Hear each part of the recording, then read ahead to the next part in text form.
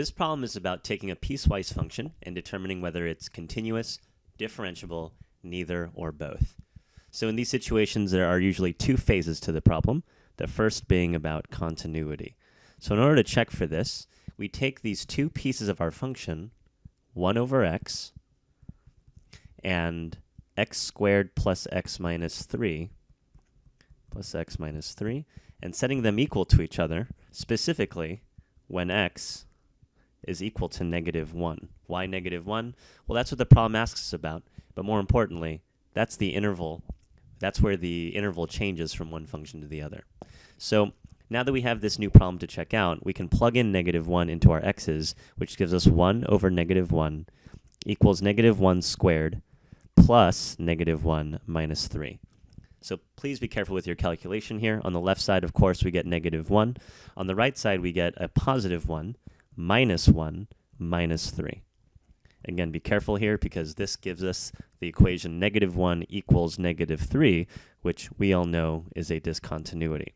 So these two functions aren't even equal to each other at x equals -1, which means there's no way this function could be continuous. So we know we can cancel out choice A. We also know you can cancel out choice D. But here's the thing. If a function is not continuous, then automatically we know that it cannot be differentiable. So that means choice B can't be possible either. So in this situation, we already know the answer is going to be C, which gives us the correct choice.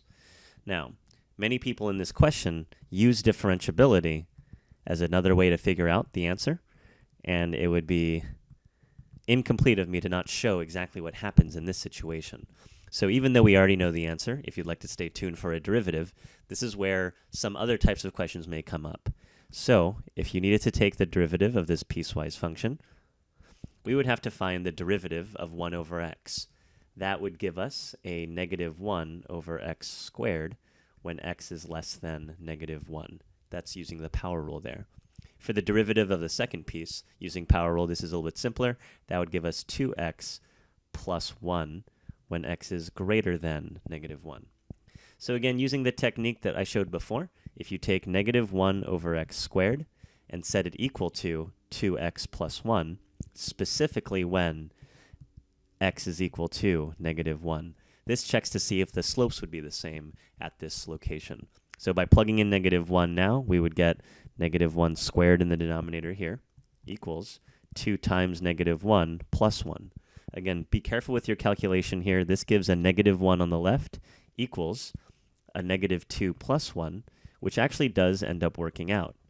So many people in this question will say that this function is differentiable while not being continuous. But remember, if a function has a discontinuity, then we know that it actually cannot be differentiable either.